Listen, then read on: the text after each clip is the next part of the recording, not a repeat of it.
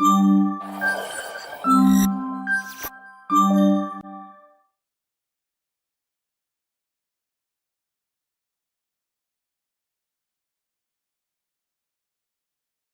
everyone.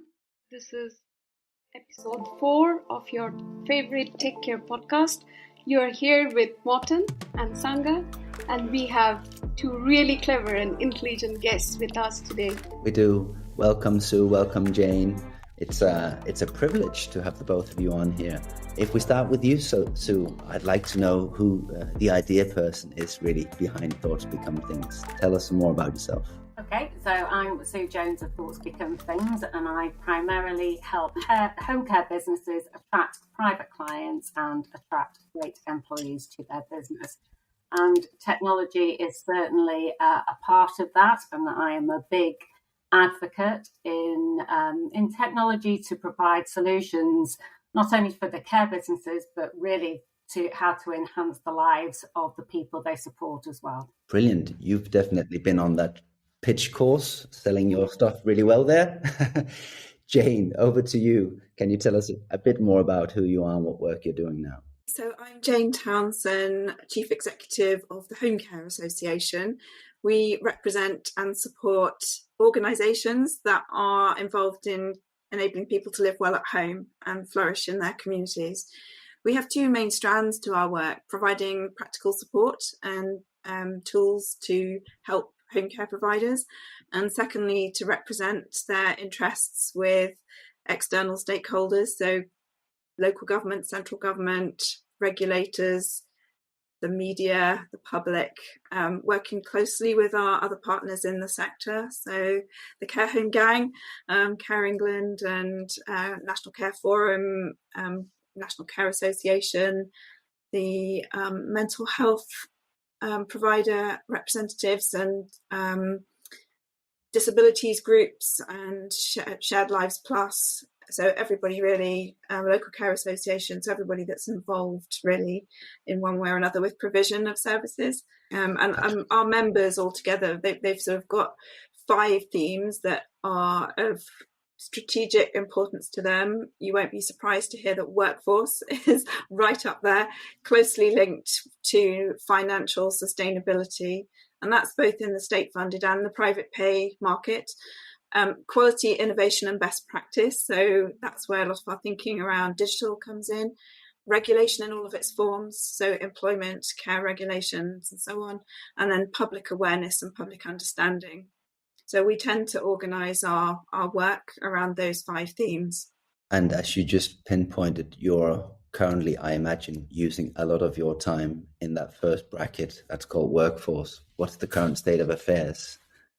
Yeah, so we've actually got the highest vacancy rates in home care in recorded history at the moment, 13.5%. But some of that is because demand has risen. So we've actually been delivering 15 to 16% more hours than we were a year ago. Demand in the community is rising. I think that's a combination of demographic pressures, but also the aftermath of the pandemic, when many people didn't seek help with their health and care needs and when they could have done, and so have deteriorated. People are waiting for operations, they're waiting for clinics. So the Association of Directors of Adult Social Services released a report a week ago, and just over a week ago, showing that unmet need is the highest that they can remember. There's over 500,000 people waiting for assessments at the moment. And of course, inadequate capacity in home care and other community-based services has an impact on the NHS too, because they rely on being able to discharge people from hospital back home in a timely manner. And if they can't do that, the beds are obviously then occupied in the hospital, which means that they can't admit new people.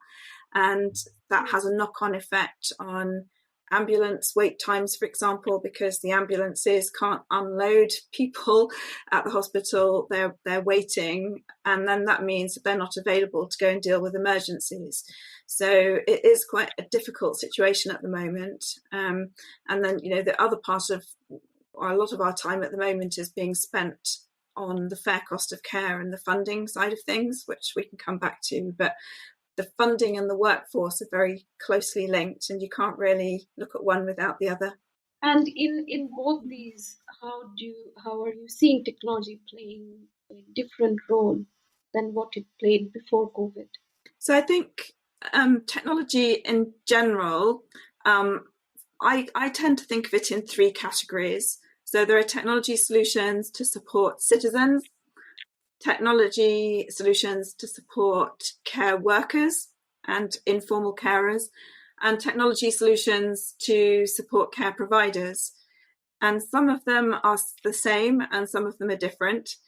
So I think there is huge opportunity to combine all of those different technology solutions. I think one of the things we tend to do is get quite focused on digital solutions, and sure, you know, they are really important, but I'm also really interested in some of the equipment that can be used and is being developed to be used to enable people to live well at home. So, for example, some of the robotic tools that, you know, there are some equipment that allows you to help someone get out of bed, into a chair, across the room and into the sofa or into the shower. There are also robots now being developed to cook meals, to fold your laundry for you, there already exist to vacuum your carpets automatically. So I think when we're facing a future of a doubling of demand, you know, we're not coping now. We would need double the number of care workers to meet the demands for when I'm in my 80s. I don't think that's very likely to happen. So I think we're going to need to find other solutions, and helping people to be more connected within their communities, you know, creating networks of caring, if you like, using some of these solutions and making the most of the care workers that we do have. I am optimistic in the sense that I think some other business sectors, such as hospitality, retail, warehouses, and those kind of things, they will experience robotic technology sooner. So Amazon warehouses, for example, probably will end up having lots of robots doing all the picking and putting in boxes. And I even saw a video on Twitter the other day of a robot actually delivering parcels. So the back of the van opens and out slides this robot and lifts the parcel and leaves it on the doorstep. And so all of the people that work in those kind of industries will be looking for work, and we can probably offer them work in our sector, which is very people orientated. So ever the optimist, I'm hoping that things will improve in the longer run. I completely agree with what you said there, Jane. You know, the commodity work is going to be taken by machines, and that will free us more to remain human and be part of the sector that we are, you know, to care more, because that's never going to be replaced by machines, by robots and things like that. I want to bring you in here, Sue. You know, you work with a lot of providers. What do you see? How has been, you know, technology engagement in the provider's mindset, given that, you know, they are sitting at a very crucial position where they are supporting the you know, people they look after, but also the workforce. And for me, you know, certainly with the care providers I speak to, is I think it's getting that they need to get on the wavelength as to how technology can actually enable them to run their business and not see it as a threat. You know, is seeing it as a business opportunity. And I agree absolutely, Jane. You know, I did some research a couple of years ago on robots and coming into the care sector, and absolutely, you know, I can definitely anticipate that I will have a robot in my house within the next 20 years. And of course, you know, if it's going to help me around the house, then absolutely. But my concern is that the care providers out there at the moment are just not there in terms of the implementation. You know, this is, no matter what, this is a huge change management process. I work with a company called Astroline, who actually provide the assistive technology, some of the assistive technology that, you know, our healthcare businesses implement. And even that is, you know, it's getting them to see the why, you know, why you would do that. And Morten, you know that I have spoken about Maslow's hierarchy of needs as to how you actually help care businesses to understand the why. So that's why I take them through that Maslow's hierarchy of needs to really assess where does this fit in within the process, and where does it fit in with the client process, where does it fit in with the employee process, and where does it sit in within the care business process. And looking at the CLOEs, CQC CLOEs, you can still use the Maslow's hierarchy of needs to assess where technology is actually going to fit in with there. So those are the key things, because I think that we really need to help them bridge the gap that is currently there to enable them to implement technology successfully for them.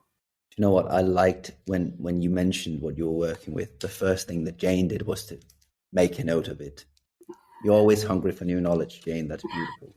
Sue, how's the general reception then when you introduce this kind of thinking? I've had 2 businesses sign up for the assistive technology, and that's working well with them. But there are others that are struggling with that concept. Even so, it's the things that people don't understand, especially when you're in the private paying market, is how do they actually sell it? How do they wrap it into a service and market it in a way that people will want to buy? Because again, that's a bridging the gap, a need that is they don't know how to do at the moment. So it's helping them through that and making sure that they can do it effectively. Because for me, of course, when you've got a parent on their own, then you actually would like, from my perspective, from a daughter or a son's perspective, I want mum or dad to feel safe at home.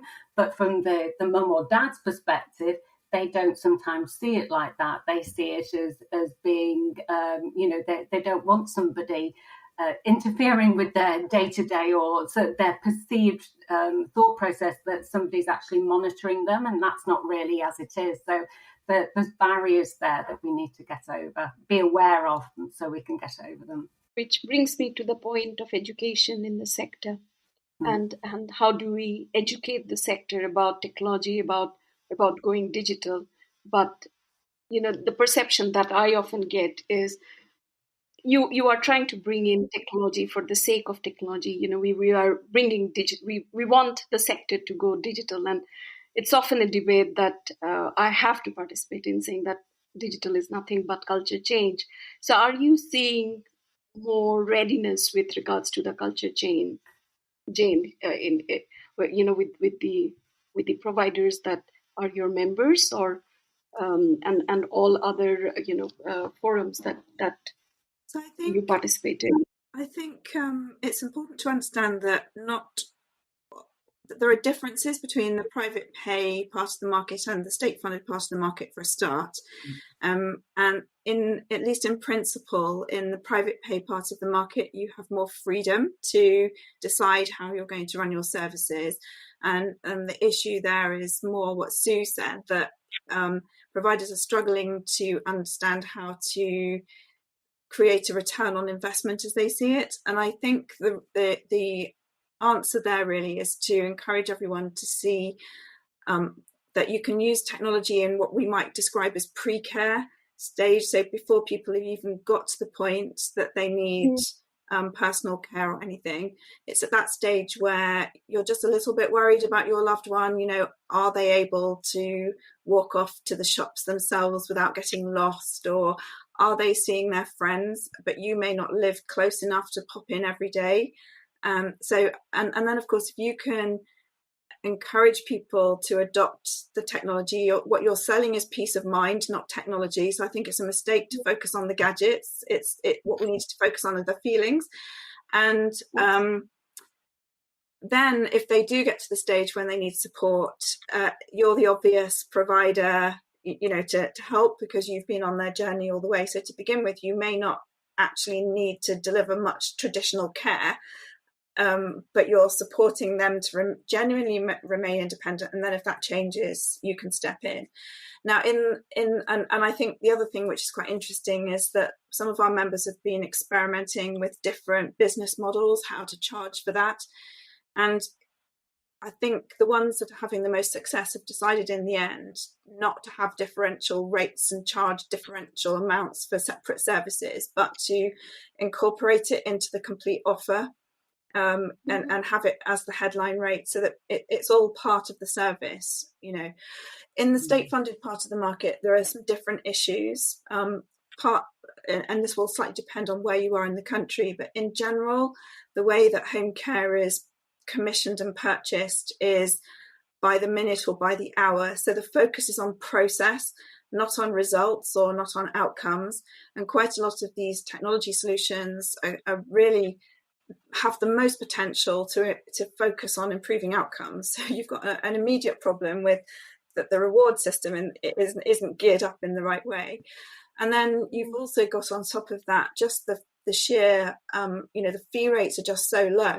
So to give you one example, Walsall Council recently announced an increase in fee rates to £15.80 an hour. That doesn't even cover national living wage and associated on costs, never mind all of the other operating costs that you have in a care agency. So there's no margin to even think about investing, and no margin in cash and no margin in headspace, because a lot of providers as well are just firefighting, desperately trying to find care workers to meet the demand. They're getting phone calls the whole time from councils and the NHS berating them for not being able to supply services. And you've really got to have some time and space to sit back and think about this. And at the moment, a lot of them haven't. Plus, a lot of them are very small. And as I'm sure as Sue is discovering, that many don't have any experience in procuring IT. They don't know what they're looking for. They don't know what's good and what isn't. And the information that's out there isn't that great to help. And I think, Morton knows that I think this, but also the supplier side of all of these technology solutions in the great scheme of things is relatively immature. A lot of them are not that far from startup stage, trying to get funding, trying to convince investors that they've got annual recurring revenue. And when you're in that stage, it's sometimes quite hard to get customers as well, because you haven't had a chance to prove yourself. So you're kind of in this vicious circle. And, there are certain risks as a provider. So speaking from my experience in my previous role, we bought into a medicines management system, which is really good. The company involved went bust after a couple of years. We had to go back to using paper because we couldn't find another system that we thought was as good. That company got back in the saddle because they managed to get funding, and we went back to them. But a lot of others wouldn't have done, if you see what I mean. So I think sometimes providers are worried about how secure some of the companies are that they're buying into. This is where I think government could help more. You end up, and you sort of end up also with some risks that the providers, the suppliers that end up ahead of the pack initially tend to get more customers more quickly because they can prove that they've got customers. And then that can create a semi-monopoly position. And then that gives them a lot of power to start screwing providers with contracts and payments. And then that also word gets round, and that creates concern. And then I think another factor is the government is they've legislated to make data submission compulsory, which at one level is a good thing because we need more data from social care. But at the moment, it's quite a bad thing because they haven't really thought through what data they want. All they know is that they're going to fine people if they don't provide the data. And, if you're in the NHS, there are literally armies of people employed to gather, analyse and report data. We don't have armies of people to do that kind of thing in social care. And what happens if the regulator starts snooping in your systems and all of that? So I think there's quite a lot of, I say that, I don't really mean that they shouldn't be looking, but I could understand why some providers might think, I'm safer on paper because, the Care Quality Commission isn't going to be able to see. Who do they trust? That's who can they trust?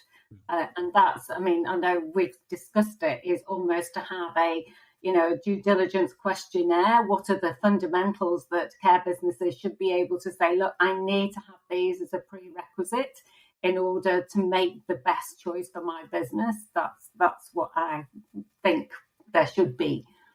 Luckily, at the moment, with the NHS Digital Transformation Office's work to help digitalize and emphasize the work of digital within the sector, there are lots of scrutiny on the supplier side. I can vouch for that. Going there and going through that process. But what I think I wanted to say is, if you imagine the landscape of suppliers being predominantly SMEs, there are a few of the companies that were exhibiting at the Health Plus Care last week that are enterprise size, but the rest of us are SMEs, as Jane totally well described. It's small companies. If we compare ourselves with other industries, you have a Deliveroo with £1 billion of funding, a third of that coming from Amazon. And what legislation, what regulations, what guidelines do they have to live up to? What happens if a gluten-free pizza ends up with your neighbor instead of yourself? Here we're talking about not giving or giving the Parkinson medicine to the wrong person. Or it's really odd, isn't it, that we do not see a mastodon move in this sector yet, although there are, of course, some consolidation happening on the supplier side of things. I think would definitely also influence the level and the maturity of the solutions if we were to see some bigger players move in here. Yeah, I was going to say that, I mean, Morten also knows, because I've said this before, but another problem I find is that you know, in my previous organisation, we'd been using digital solutions in our care homes for a long time, like, 15 years long. And then sort of over that time, we'd created our own interconnected sort of system that was all a bit bodged, but our finance system did talk to our care delivery management system, and our inquiry system talked to our care delivery management system, and our roster talked to our payroll and things. And I wanted to move to a cloud-based mobile solution, but there wasn't really anything off the shelf that I could move to without losing some of those integrations. And I think that is still an issue, and it's because of the immaturity of the supplier side of the market, that there's really only one supplier at the moment that's attempted to piece together the back office functions, the finance and the HR and everything else, and that's where some of the real efficiencies come. And at the moment, we're sort of lacking those solutions, and we were quite late into digital in home care, not because we wanted to be late, because we'd got it in care homes, but there was literally nothing to buy until about 2014, 2015, when a couple of companies came along with apps. And even then, one of them was able to integrate our roster with the care delivery management system, and the other one wasn't. So I had a choice of one. That's a brilliant point. Yeah, I think we sometimes forget that the supplier landscape needs to follow the demand, and of course the demand continuously develops also with the people that you're trying to assist. So what is it that you're seeing families really look into, if they're looking at all for technology, when they're looking for services for their loved ones? I mean, Jane said it before, is peace of mind. That's what ultimately, that's what families want. And it is the son or the daughter who wants peace of mind to know that, mum or dad has got up this morning. They have got up to make themselves a cup of tea. That is their concern, their real concern. And that's an easy win, as I say, for the daughter or the son to try and persuade the then parents to take on that type of technology. But it's not, it's still not openly available, and there's very few home care providers who are offering that. And I almost wonder that, you've got is it going to be, because I know that there are some local authorities who are implementing the sensors, the care alarms, and that's great. Are we going to see more of local authorities sort of going down the technology route, and perhaps seeing more of the direct payments, perhaps? So you've got different types or different structures. Are they going to concentrate on the technology and let the care providers do the more caring? I don't know. I don't know what the appetite is for that. So am I fair to say or ask Are the models of care going to change going forward? Are we going to redefine what care is, what the future is, and what we mean by care going forward? I think in the state-funded part of the market, what I said earlier is what is the thing that needs to be fixed. It's the way that care is commissioned and purchased, which is very much a barrier at the moment. And not just that, but to Sue's point, so let's say I put movement sensors in my parents' house, and I know that one of them has fallen. That's only useful if someone can go and pick them up. And in some of the local authority commission services, that does happen. But if you're a self-funder and you go and rig up your own little, system in your house, so what? Some of our members have also been experimenting with pilots looking at remote health monitoring. So, for example, they will be real-time monitoring Betty's blood pressure. So they've got reams and reams of data about Betty's blood pressure. And then they notice a deviation from normal. So they go along to the GP and say, we're worried about Betty's blood pressure. And the GP says, oh, God, don't tell me about Betty's blood pressure. I haven't got time to look at all that data. And that's true. It's not because they're lazy. It's because they are being set up to be the gatekeepers for literally everything and they can't manage. So I think if we're going to scale this, we need to come up with some different ways of analysing the data, clever people with their algorithms and their machine learning and everything to identify deviations from normal, because you end up with absolutely tons of data with all of this stuff. But then pushing those data that show something unusual has happened to people that can do something about it there and then. Otherwise, we're just generating data and it's going into the ether and absolutely nothing is going to change. Yeah, that's a brilliant point. I think in general, we should be really mindful and careful not to do a one-to-one translation of what we had previously, and to think about really leapfrogging when actually making use of digital tools. No, and even, you talk about a care need, but this is really, it's installing it prior to any care need. That's if we could try and get this preventative structure or strategy in place from government to encourage people. How do we encourage people to take on this technology within the home to stop them from needing a future care in the future? So it's a real tough one. And is there going to be any appetite from government to actually put this in place? I don't know. There should be, because it would provide a significant return on investment. But is that going to happen? There is appetite, at least some of the local authorities that we are speaking with, and they're reaching out to us. But I think there is a lack of clarity with regards to where they want to go. They're still thinking digital as digital. They're not thinking technology digital as a problem-solving tool for this sector. So I think, a lot of education, again, back to that point, has to happen across the board. I think another issue is that quite often in this field, you've got the people that make gizmos and gadgets and digital things, and then you've got the end user, and one doesn't always ask the other what they want. And even if you do ask them, they don't necessarily know what they want. You don't know what you don't know sometimes. And I was back in 2015, I went on a study tour to Germany, and it was really interesting because we went to the University of Düsseldorf, and they were explaining the findings of a big pan-European study that they had been organising, and it was on this very subject. So they had got research subjects in 5 or 6 EU countries. So there was, I can't remember exactly, but Spain and France and Germany and Belgium, the Netherlands, the UK. And they'd searched the internet and had found about 120 gadgets and gizmos, and they included all kinds of things, sensors to switch your oven off, robotic hoovers, pill dispensers, key fobs to open doors, security cameras, like you name it, it was on the list. And they put a lot of these different, so they surveyed, they researched with the end users and asked them what they were worried about. And that was quite interesting because there were differences between different nationalities.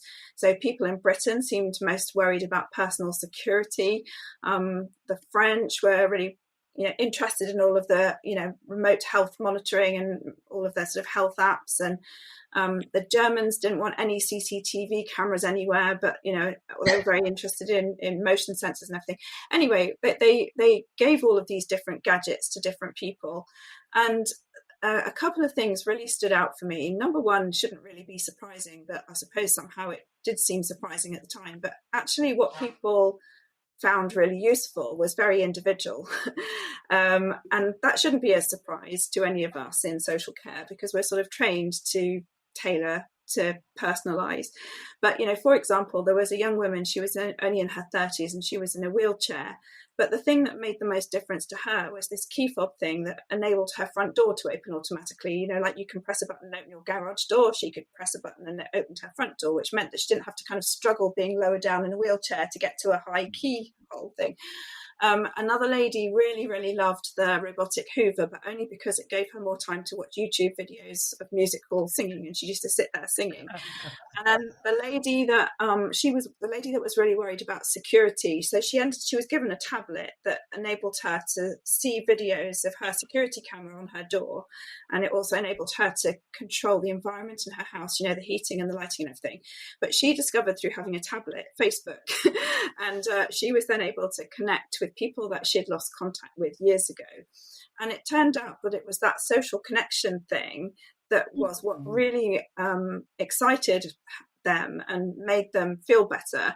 All of the other stuff, back to your Maslow's hierarchy of needs, that's why I wrote it down to, because actually, that the security thing and the being able to open your front door, that's the lower physical need thing.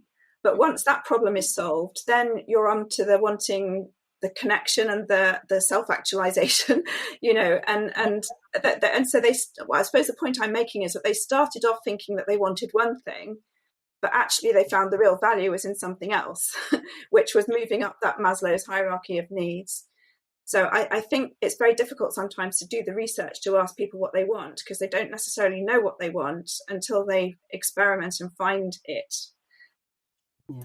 And I think, it's always absolutely, but you've always got to make sure that it relates to the person's need and their personalised care plan.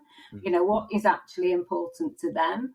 And that's why, and again, when I engage with care businesses, just looking at Maslow's hierarchy of needs, you can actually see them, that they get it, because you're focusing on the person, and they then understand that, I actually see now how this technology can enable this person to live a better life, and that, care managers get that, care business owners get that, and it's just a really easy framework to use.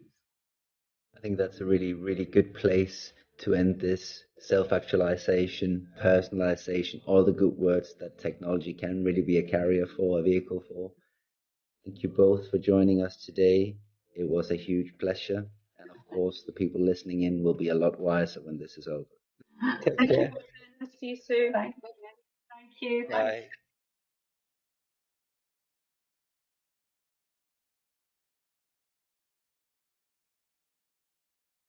Thank you for listening. Don't forget to subscribe, review, and share your favorite Take Care podcast with your friends and colleagues. Until we meet next week, take care.